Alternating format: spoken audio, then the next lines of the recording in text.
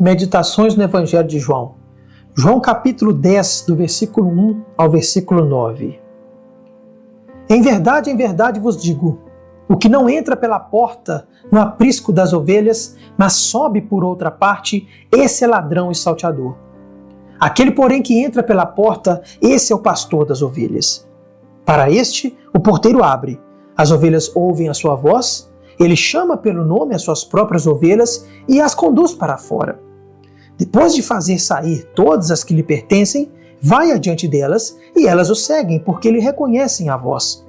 Mas de modo nenhum seguirão o estranho, antes fugirão dele, porque não conhecem a voz dos estranhos. Jesus lhes propôs esta parábola, mas eles não compreenderam o sentido daquilo que lhes falava. Jesus, pois, lhes afirmou de novo, em verdade vos digo, eu sou a porta das ovelhas. Todos quantos vieram antes de mim são ladrões e salteadores, mas as ovelhas não lhes deram ouvido. Eu sou a porta. Se alguém entrar por mim, será salvo. Entrará e sairá e achará pastagem. O capítulo que agora começamos está intimamente ligado ao capítulo anterior. A parábola diante de nós foi proferida com referência direta aos guias cegos da igreja judaica.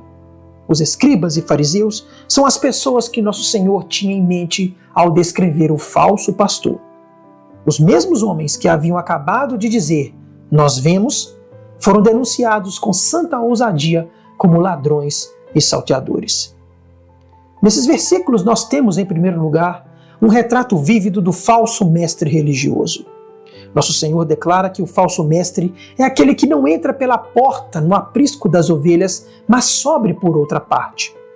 A porta, nesta passagem, deve evidentemente significar algo muito mais profundo do que uma mera vocação eclesiástica ou mesmo uma comissão externa. Os mestres judeus, ao menos nesse aspecto, não eram deficientes. Provavelmente podiam traçar a sua ordenação em sucessão direta até o próprio Arão. Contudo, a ordenação não é de forma alguma uma prova de que um homem está apto a mostrar o caminho do céu aos outros. Ele pode ter sido regularmente separado por aqueles que têm autoridade para ordenar ministros e ainda assim passar toda a sua vida sem jamais se aproximar da porta e no fim morrer como nada mais do que um ladrão e um salteador. O verdadeiro sentido de porta deve ser buscado na própria interpretação de Nosso Senhor. Cristo mesmo é a porta. O verdadeiro pastor de almas é aquele que entra no ministério com o olhar fixo unicamente em Cristo, desejando glorificar a Cristo, fazendo tudo na força de Cristo, pregando a doutrina de Cristo, andando nas pegadas de Cristo e trabalhando para conduzir homens e mulheres a Cristo. O falso pastor de almas é aquele que entra no ofício ministerial com pouco ou nenhum pensamento a respeito de Cristo, movido por ambições mundanas e desejos de exaltação pessoal, e não por um desejo sincero de exaltar Jesus e a grande salvação que há nele.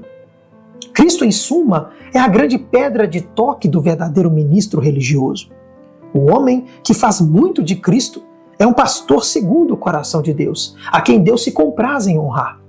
O ministro que faz pouco de Cristo é alguém que Deus considera como um impostor, alguém que subiu ao santo ministério não pela porta, mas por outra parte.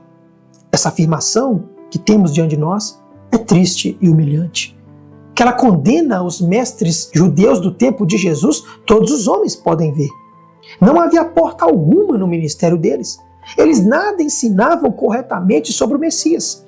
Aliás, rejeitaram o próprio Cristo quando ele apareceu. Contudo, o que nem todos percebem é que essa mesma análise condena milhares de mestres chamados cristãos, tanto quanto condenava os líderes e mestres dos judeus. Milhares de homens ordenados em nossos dias nada sabem de fato sobre Cristo, exceto o seu nome.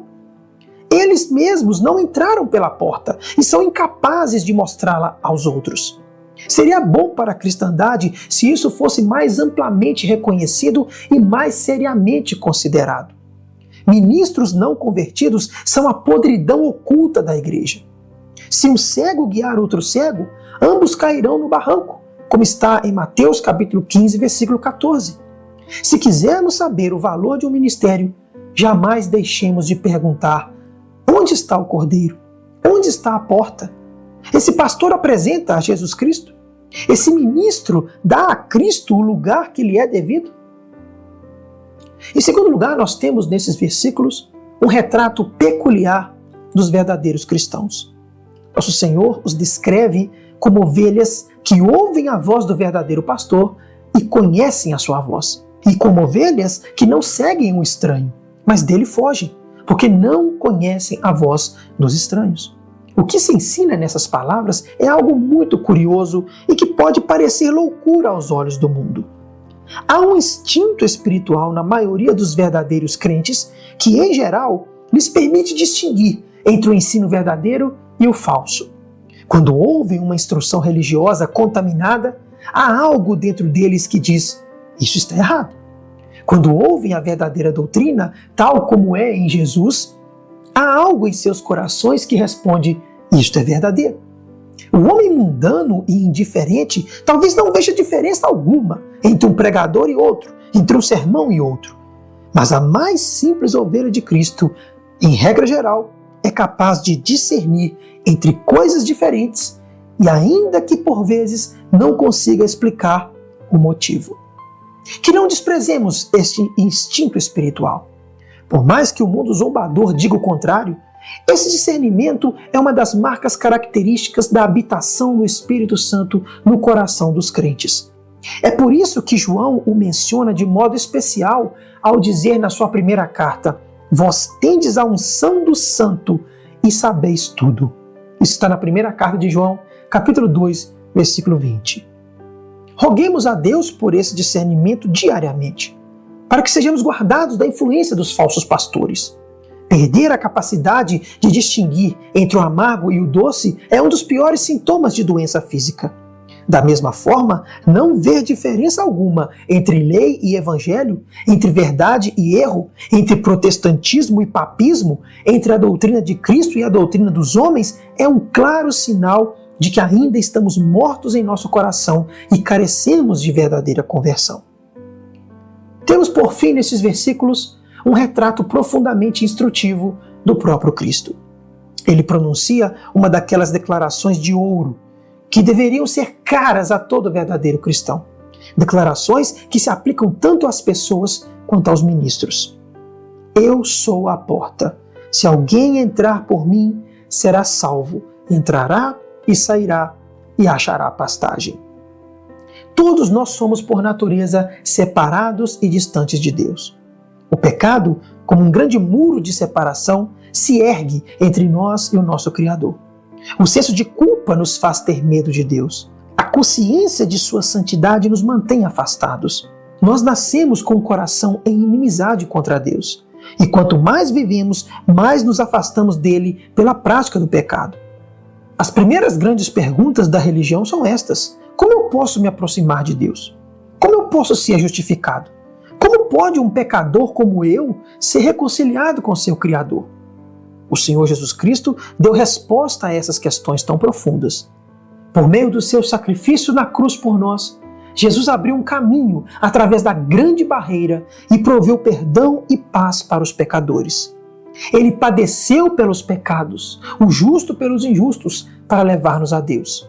Ele abriu um novo e vivo caminho para o lugar santíssimo pelo seu sangue, pelo qual podemos nos aproximar dele com ousadia e sem temor.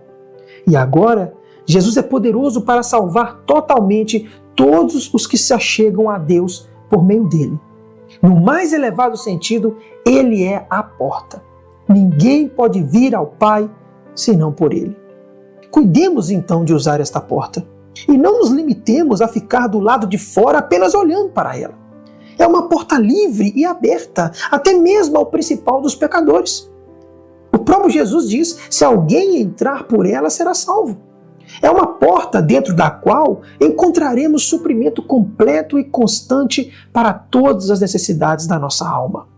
Veremos que podemos entrar e sair e desfrutar de liberdade e paz. O dia virá em que essa porta se fechará para sempre, e muitos tentarão entrar, mas não poderão. Portanto, façamos segura a nossa salvação.